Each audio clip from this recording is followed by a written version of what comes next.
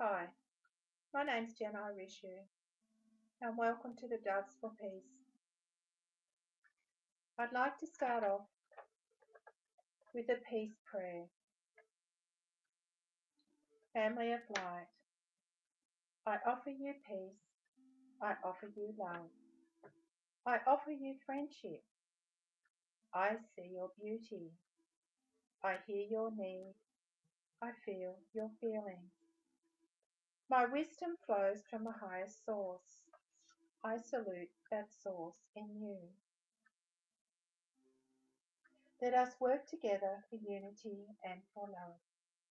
Remember, when you leave this earth, you can take with you nothing that you have received, only what you have been given.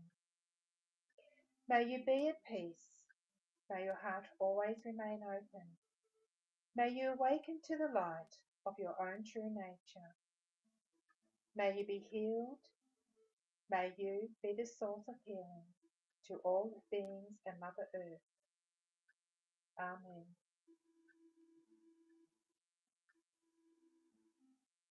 As you know, first of all, I'll go back. My name is Jen-Irishu. Irishu means Rainbow Bridge to God. In 1999, I was staying with some friends and they were telling me about their spiritual names. And I thought to myself, I wonder how you get a spiritual name. Within seconds, and it was literally seconds, I had a pen in my hand and I was scribbling on a piece of paper, and all of a sudden I received the name Irishu, Irishu, and the symbol went like this. I sat quietly in meditation and I asked, what did it mean? And I was told, this is your new name. I wondered whether I should use it because I was in a normal world, a good Catholic girl, just starting to have my spiritual reawakening really. And it took me probably till the year 2000 when I wrote my first book, Messages of Love, my spiritual awakening, when I was told by Spirit, it's time now to use your name. And it was then that I decided that it was an honour to have been given this name. I was at a psychic fair with a girlfriend, and out of the blue a stranger came up to me and he said, do you know what your name means?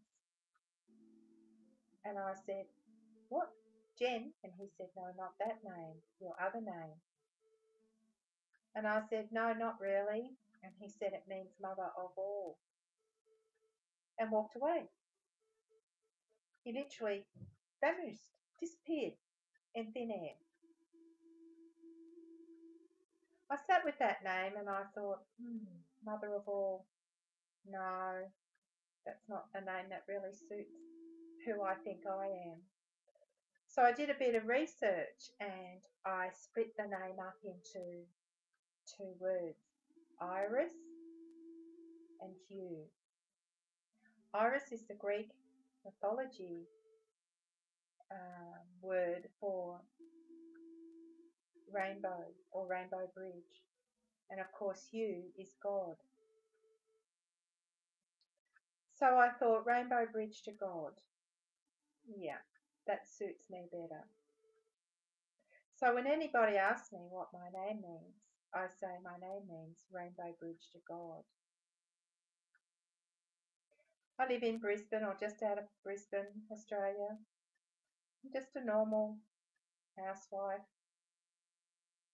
a mum, a grandmum to three beautiful grand angels who call me Jen Ma.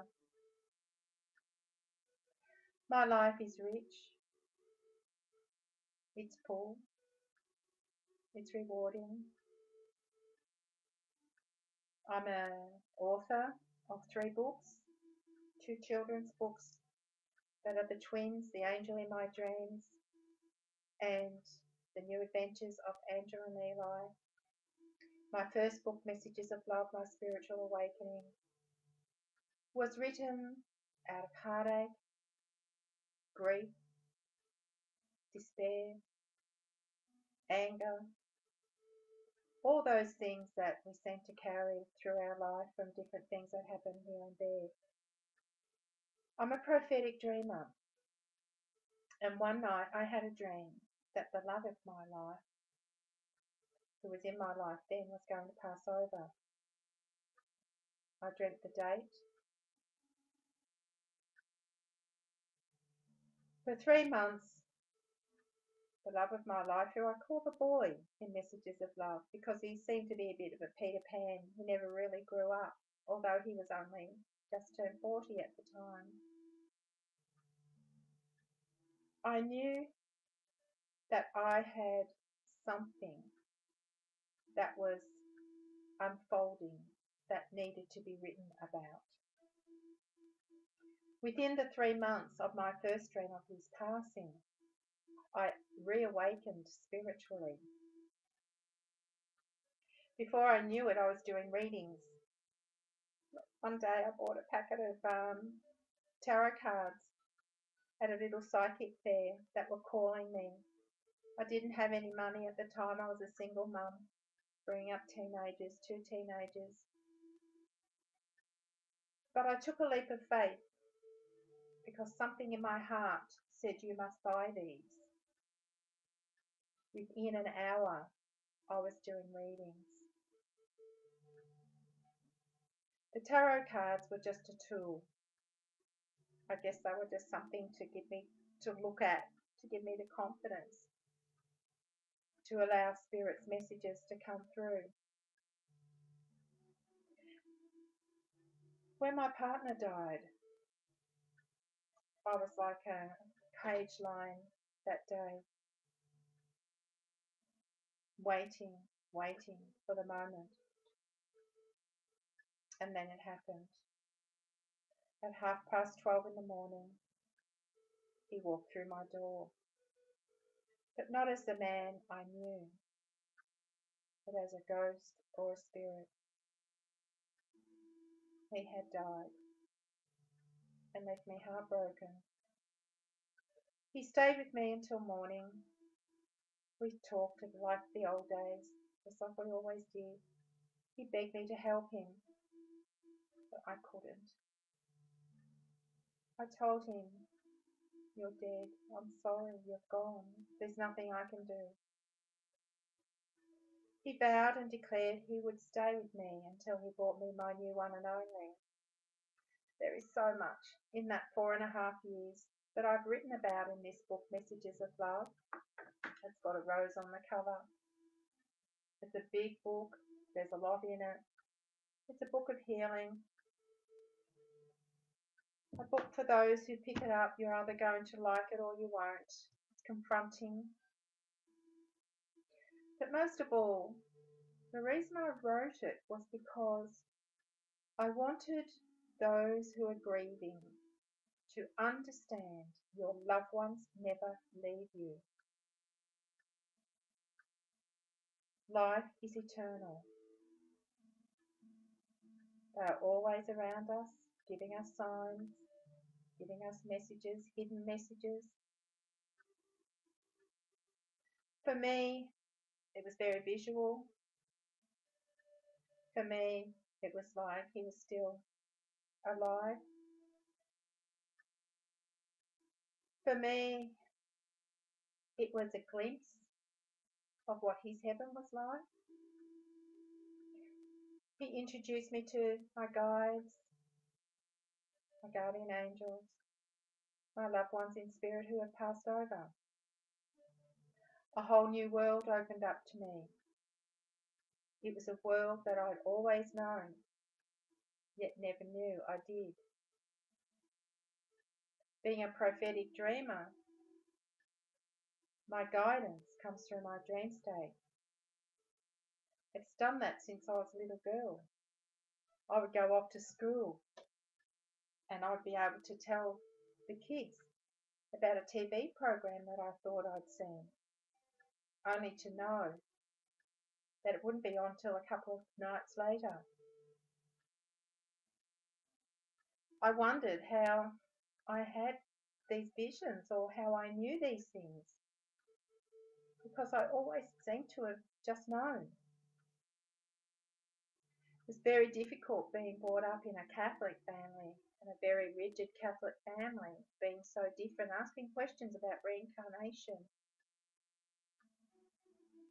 about God. If God made the world, well, who made God?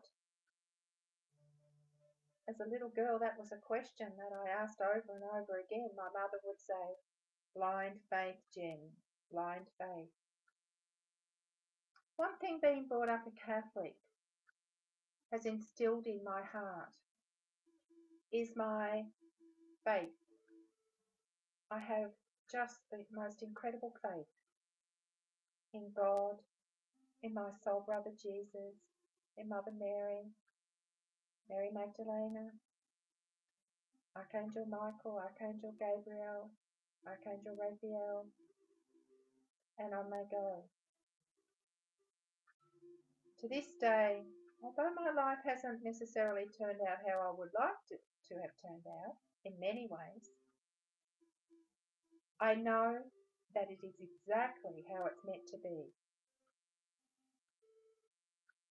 From what the boy taught me after his passing, I was able to translate his heaven into my children's book, The Angel in My Dreams. Both children's books, really. And The Angel in My Dreams fell into place once again through a dream.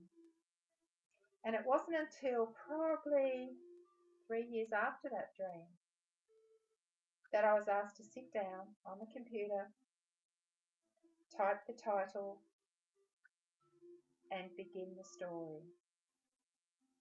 I had no idea what to write. But somehow, 10 days later, my story was finished. Angel in My Dreams is a beautiful story. But I've had my challenges with it because I have no fear of death and dying. I didn't expect other people to be confronted by these two little children, Angela and Eli. Angela who has leukemia, Eli who has AIDS. They are both terminal. The Angel in My Dreams takes them through the 7 colours of the rainbow, and each colour is a story within the story. It's educational, it's mystical, it's magical. But most of all, I wrote it to bring comfort to those who are facing the death of a child, or anyone for that matter, to understand that their loved ones, their children, will never leave them. There is no such thing as the end. I find children have no problem with talking about death. It's the adults that seem to be the ones that struggle with it. It amazes me. I had a book launch in a school, and it was so exciting. The kids made a seat that was like a throne. They made a crown for me. They had been through the process of Angel in My Dreams right from the beginning, from my original manuscript to the illustrations, and then right through to the final copy of the book. The kids sang, and I'm talking, the first lot were 11, 12, 13-year-olds. They sang songs in the arms of the angels and another couple of songs. They made me angel cakes. They made this huge cardboard angel, and the wings were made of rainbow handprints from each one of those children. I sat there and I cried. I cried with joy. I was so humbled by the response and by the love that they gave me. We spent some lovely time together, and from then I went down each grave of each child, right down to the little tiny ones who wanted to talk about their imaginary friends and their crystals. I'm sharing this story because I wanted you to know that sometimes we are faced with challenges in order to keep our faith. On the following Monday, I was invited to go back and help them make wreaths for the Suicide Prevention Association. I walked in very happy and just overjoyed to be with those kids once again. I walked in the room and they all called out, "Jen's here, Jen's here." It was so exciting. Before I knew it, I was asked to go into the library. I wondered what it was all about. I was quite excited. And when I walked through the door, it was full of parents. I thought, maybe the parents have come to talk to me about the book, because many of the children had bought a copy. No, that's not why they were there.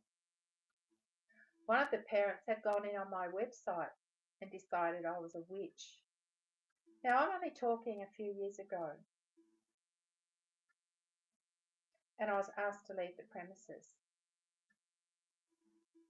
But before I left, I donned on my crown, stomped into the headmaster's office, and I asked him what religion was he, and he said he was a Catholic. And I said, "Do you read the Bible?" And he said, "Yes, I do." And I said, "Are there angels in the Bible?" And he said, "Well, yes, there are." And I said to him, "So why am I called a witch when I talk about nothing different to what's in the Bible?" He went all red in the face and said, "Well, I'm sorry. It's not my, I have no choice but to ask you to leave." I cried all the way home. I was just devastated to think one little story, one book, could cause such chaos amongst the adults. And I thought to myself, who are the adults here and who are the children? But I haven't given up on my little book, my 2 angel books.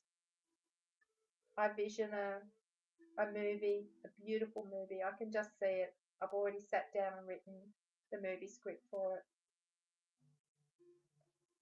One day, God will answer my prayers, but it's in God's time, not mine.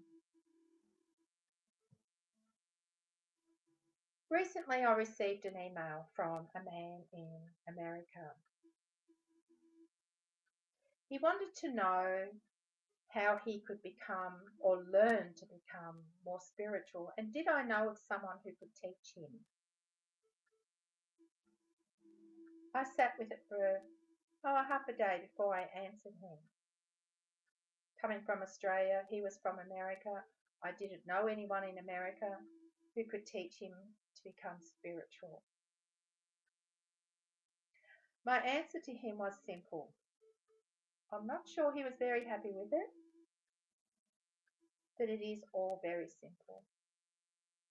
Life is simple, we just make it complicated. My answer back to him was, to become spiritual is to live with kindness and give kindness. For kindness is the key to spirituality. Sometimes we don't need to be doing. All we need is to be. To be still, to live in the quietness of the heart.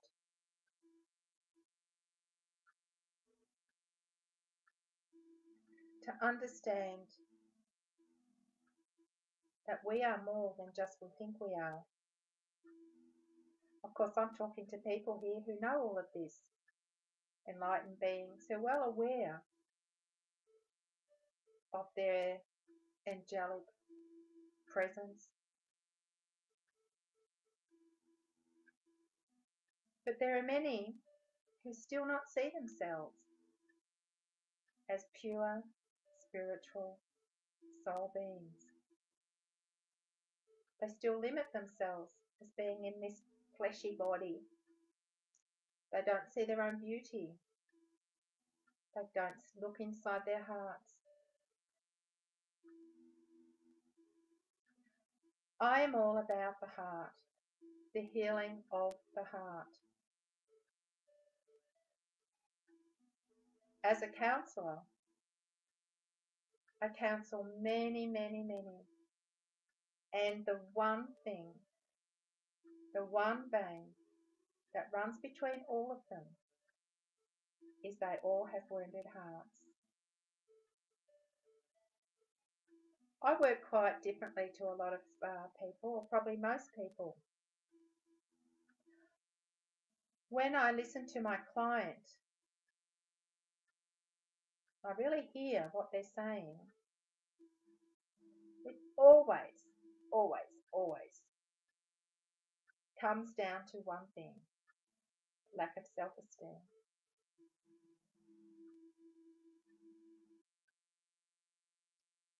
Lack of self-esteem brings lack of self-respect, lack of self-love. I guess probably I would say the one word would be lack of self-love. And through that, all the rest just tumbles away. They're full of blame for this person and that person. He did this, she did that. I always say for every finger you point at somebody else, there are 3 pointing back at you. It's never about another person. It's always about the self. How I reenact out each situation that's being thrown at me. It's a reenactment of the past. We're people pleasers. We're born to want to please our parents. If I'm a good little girl, I'm going to get a pat on the head. If I do something wrong, you naughty, naughty girl, a smack, or whatever. So in order not to be in trouble, we tend to start to tell little white lies, or we mould ourselves. We mould ourselves. We lose ourselves in order to please another. It may be our parents, our teachers, our preachers, our friends, our lovers, our husbands and wives, our children, our bosses, those we work with. Until one day, and it's a gradual process, and one day we stop and we say, what about me? Where do I fit in to this world? We've been going through the chakras as time goes on. And now, in order to reach the higher dimensions, the higher frequencies, which, as we all know, the crown chakra, we're at the point of the heart, the halfway mark. And the heart is about me. And have you noticed how there's so many divorces happening at the moment?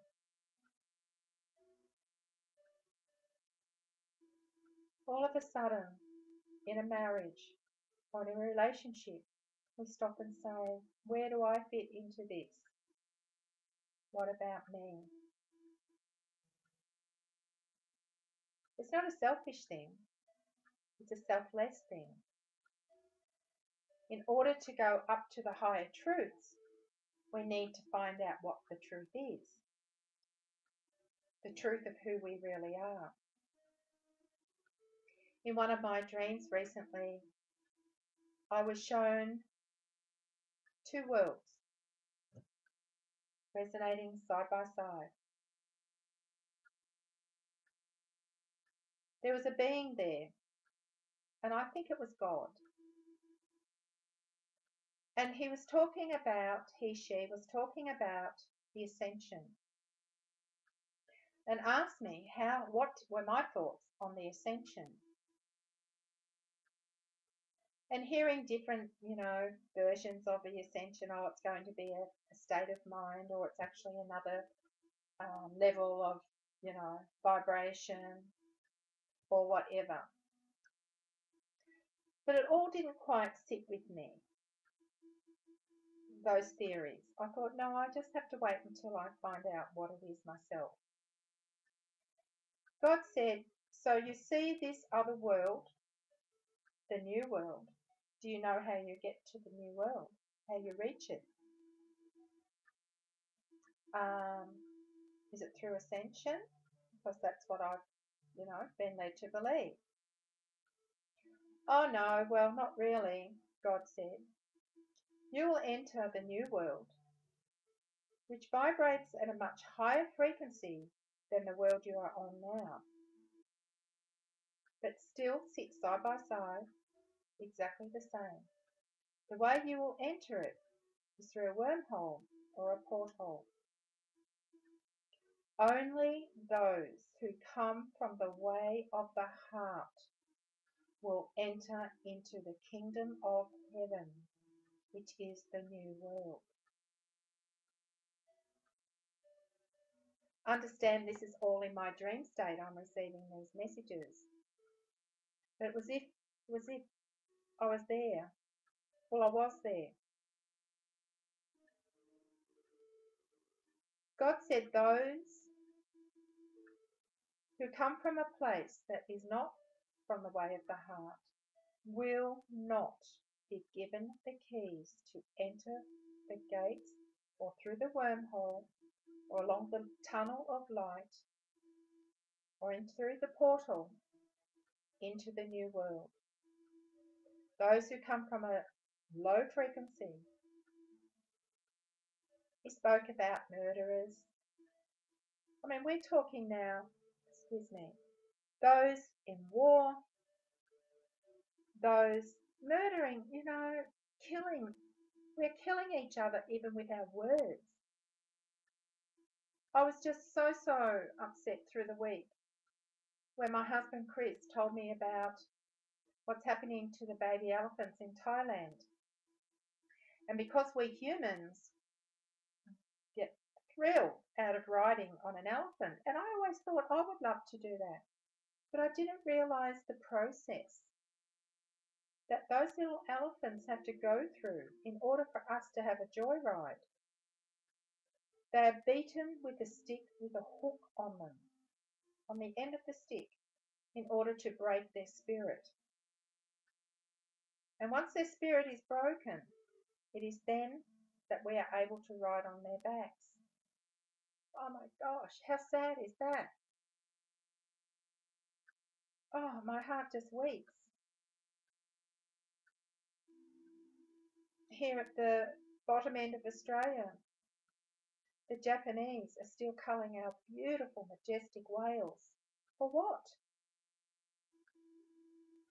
We live on the coastline, the eastern coastline, and at the moment the whales are migrating.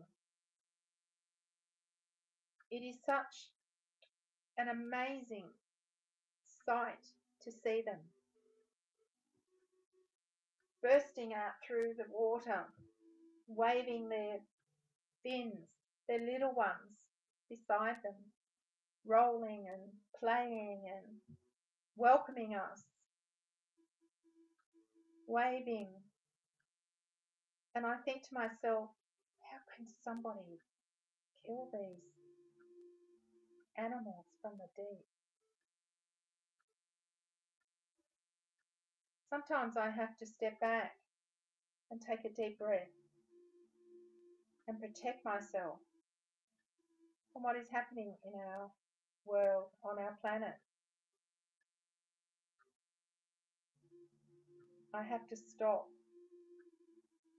and say, breathe, breathe. It's all right. It will be all right. Just send out love, send out light. Breathing in, breathing out. Because I know in my heart a new world is coming. But before we get into that step and we make that step into the new world, you'll notice that so many things are being thrown at you right now.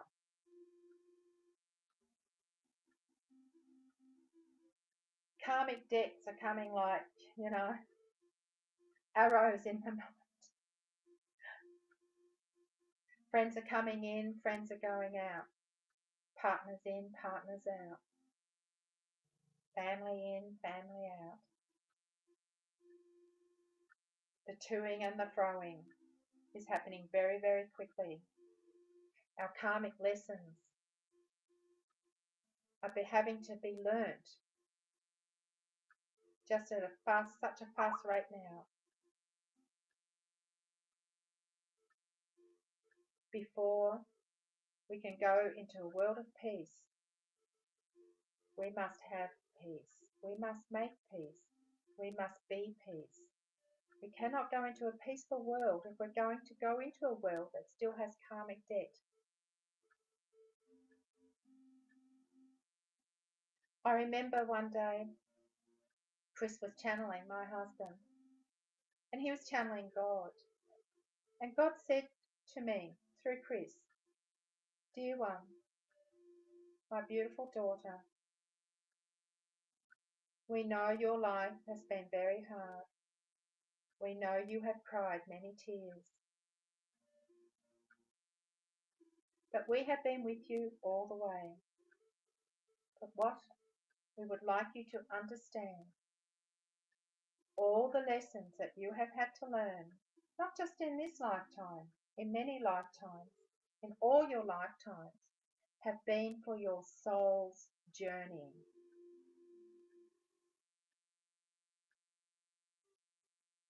Our soul's journey, all of a sudden,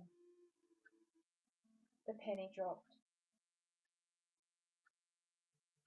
All of this was for my soul's growth. So when my time comes to pass over, I won't be carrying so much baggage with me.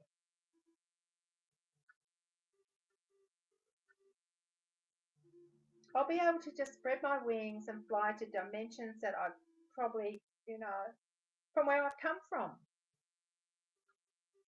Back into the blue ray with my soul brother Jesus, who calls me his beloved. We are all the beloved of God. And I think my message is,